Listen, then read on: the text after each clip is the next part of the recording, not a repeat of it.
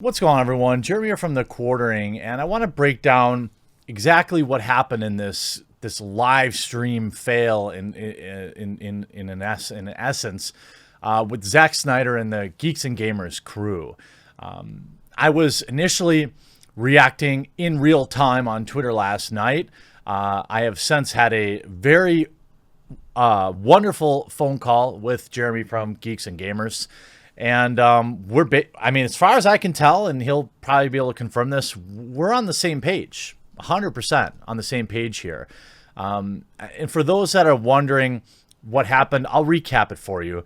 But what the most important thing here is that the Geeks and Gamers crew raised nearly 80,000, maybe it's more than 80,000 now, dollars for charity last night. This is more money than I've ever raised for anything, pretty sure. Maybe the Kenosha Game Store. But regardless, that is like just a few weeks after raising nearly 50,000 for a charity that Gina Carano represents or suggested. So before all the unpleasantness, just a massive shout out to the Geeks and Gamers fandom, really. Jeremy over at Geeks and Gamers, people like Ryan, Gary Buechler. I don't think he's Geeks and Gamers, but he's adjacent. They've done some amazing good things, and the fandom menace and the fans in that circle truly responsible for some just awesome stuff.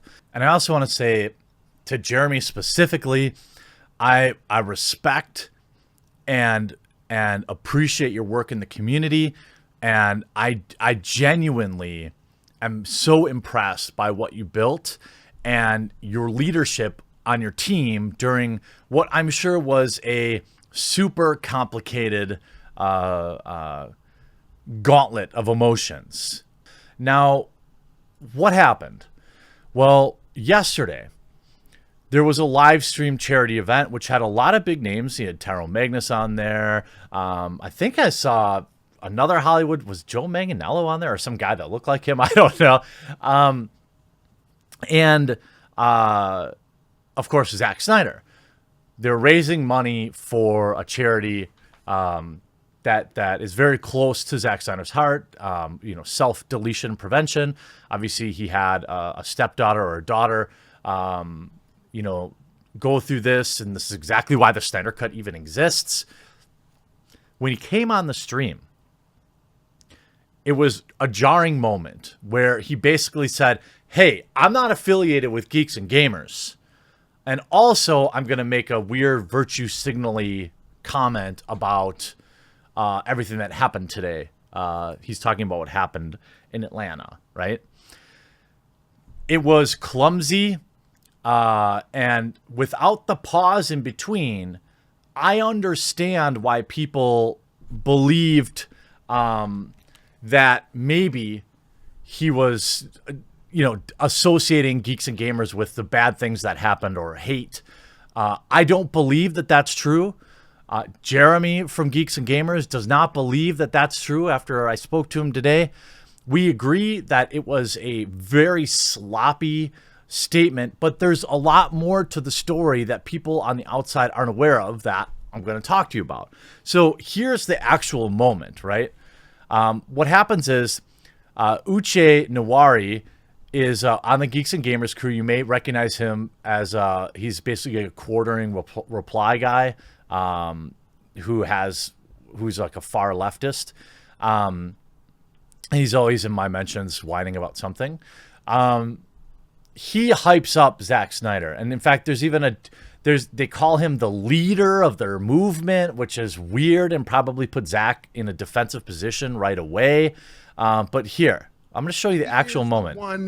The only Zack. There he is.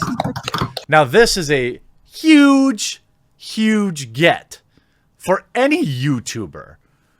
All right? Now I get it. It's Hollywood. Who cares, right? A lot of people are saying, yeah, oh, who cares, Hollywood? They all hate you. Right, fine. Okay, fine. You can be blackpilled, but I can sit here and I can appreciate what happened here. Essentially, because Uche is a former NFL player and has that cachet, even though he's not a big content creator, he was able to get connected with Zack and organize this. What happened in the coming weeks and months is because it was slightly attached to Geeks and Gamers, Zack Snyder started getting all the typical emails. Oh, they're a far right group, which is hilarious because obviously Uche Nawari works for Geeks and Gamers and he's a far leftist. Okay. But you can imagine the type of emails he's getting. Warner Brothers themselves was so afraid of Geeks and Gamers that they made Zack Snyder say what he's about to say. What's up, man? Hey guys. Hey guys, how you doing? How's everybody doing? Good. Doing great. Listen, just a quick thing before we get started. I know that on our donation page, we still have the Geeks and Gamers logo. I just want to say that I really we talked about this, and we're really not affiliated with Geeks and Gamers as far as I'm concerned. So, this, I'm sure, was a huge gut punch to the Geeks and Gamers fandom. All the Geeks and Gamers staff on screen. You have, RK Ryan Cannell on there, who's a big Snyder Cut guy. Essentially, I 100% understand why, if I'm on Geeks and Gamers staff or I'm a fan of their channel, I just feel absolutely gutted right there. Especially because I think they were at like $50,000 already at this point. So they had a right to recoil from that statement. However, the fact of the matter is Zack Snyder does not make that statement if the website doesn't at this moment still currently say Geeks and Gamers. This is something that was agreed on beforehand, right? Warner Brothers, if you want to be mad at anybody, it's Warner Brothers. Warner Brothers told Zack Snyder that he really can't be associated with Geeks and Gamers. And if you remove your emotion from it, you know why. They're a channel that covers similar things as I do. We roast Hollywood. Of course, Warner Brothers wouldn't want to be associated with a channel that roasts them. All right? So what happened was they didn't get it removed in time from the website. And this was creating a legal issue. Also understand that in the hour leading up, Zack Snyder was like an hour late because all of this crap was going on. Like he was getting emails from Warner Brothers or from all sorts of people saying like, hey, this is a legal issue. We can't be. So like, I understand why people felt gutted by this, but he had to say that. Okay. And I think most people reacting to it like today would agree with that. All right. The real problem is I don't think anyone looking at this objectively, look, I 100% believe he doesn't say that if they had gotten it removed from the website in time. It was still on the website at the time of this, and Geeks and Gamers knew days or weeks in advance that they couldn't co-brand this. And they were fine with that, by the way. In my conversations with Jeremy, he knew, and he was 100% fine because he's a good dude, and all he cared about was raising some money. That's why he wasn't on the live stream. He didn't want to distract from the goal, from the cause. Okay. And I have immense respect for Jeremy for that. I don't know if I could keep myself off the screen like he did, but nonetheless, that's why he had to say it. I understand why Geeks and Gamers fans felt like gut punched there, and I would understand if they wanted to rescind their donations. 100% in their right. But I don't think that was I don't think he says that if they hadn't had the branding removed, which everyone agreed to do weeks ago. Okay. The problem really happens is when in the same breath, you can see he's clearly reading something. He then says this. And I really just want to make that clear. And I also want to just say, in light of recent events, I think we really, if Justice League teaches us anything, it's about coming together. and there's no room for hate. And I just think that it's important. It's an important message. And of course, as the father of Asian children, it really hits close to home for me. And I just really want to put that out there that we all, there's no room for hate, and that's just what it's about. Okay. So then he makes a generic statement about everything that had happened earlier that day. You saw the Hollywood narrative that this was motivated by people, Asian people, and so he makes that, right? Now, what people took this as, which I just never saw it this way, was he was calling Geeks and Gamers a hate group. I don't believe that's what he was doing at all. The problem is he had to say these two things, and he said them too closely together. Just ask yourself this. If Zack Snyder really believed that, do you think he would have shown up on this live stream? Of course not.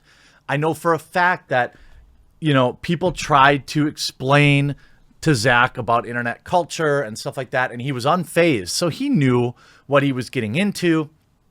And the problem is, because he said these two things so quickly in succession, there was a group of people that felt like, oh my God, he's calling Geeks and Gamers a hate group.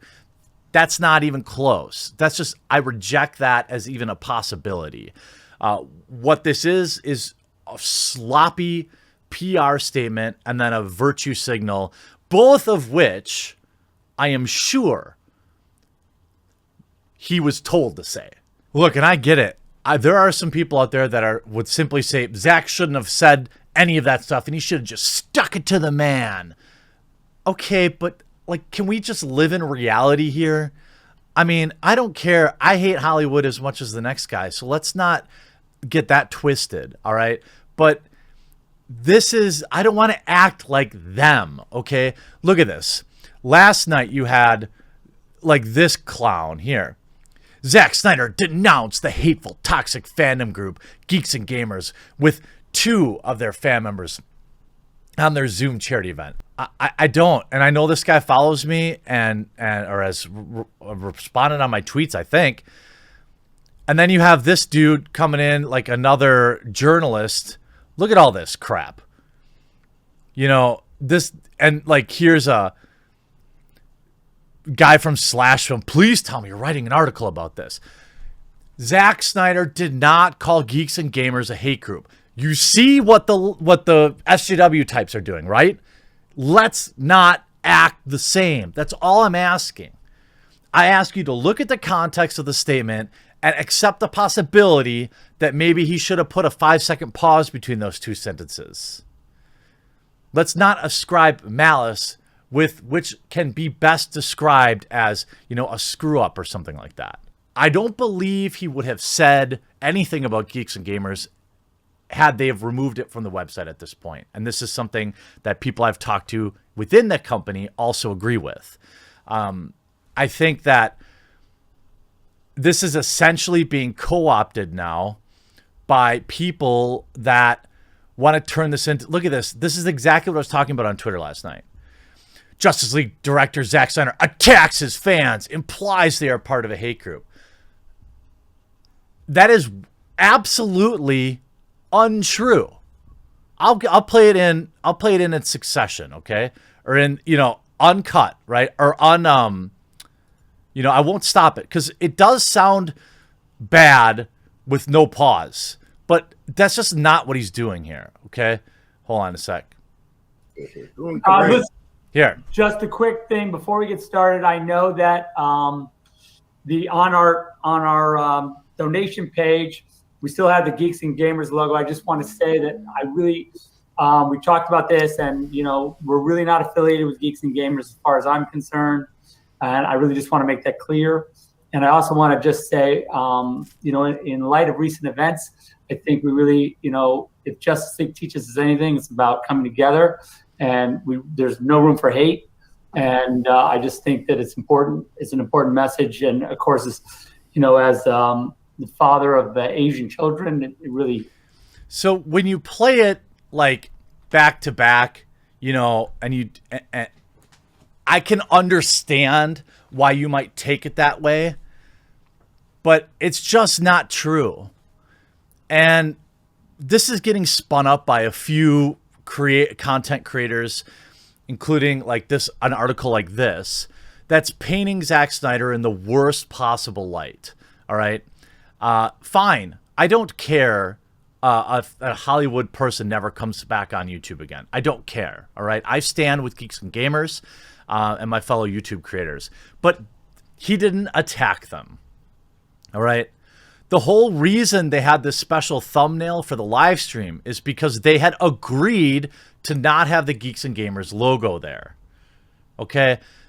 It was super unfortunate the way he worded it. But I'm sure he just wanted to get on with it, right? Let's get into why I'm actually here. Let me say this stupid legalese thing that I have to say, and let me get on with it. There were people saying, oh, it was just clear from his body language that Zack Snyder didn't want to be there and he hated you guys. That is absolute manure. If anything, he was probably annoyed that he had to say this stupid legal thing, and he was probably annoyed because they said they were going to take it off the website and they hadn't done it yet. And I don't think that was like a nefarious thing. You know, I didn't want this stuff. Yes, there are like these toxic people that don't like the Snyderverse, but Zack Snyder did not attack his fans. He did not imply they were a part of a hate group. This is trash. I guarantee Zack was very happy to be there. This is a cause that he cares about. And if he really thought that they were part of a hate group, he wouldn't have been there. This is the biggest nothing burger ever, and is taking away from the fact that the Geeks and Gamers crew raised, almost $130,000 for charity in the Fandom Menace and their viewers, and that is the important takeaway. You want to continue hating Hollywood? I'm not standing in your way. I'll stand shoulder to shoulder with you. But let's look at things objectively is all I'm asking. I'm so proud of the Geeks and Gamers crew. I'm proud of the viewership that I know we share, that put their hard-earned money up for a good cause. And that should be the takeaway here. This is a huge win for the Geeks and Gamers and the fandom. And I'm happy for you guys. Great job. And, you know, I just think it was an unfortunate wording that's getting blown out of proportion. I hope you enjoyed this video. We'll talk to you again real soon.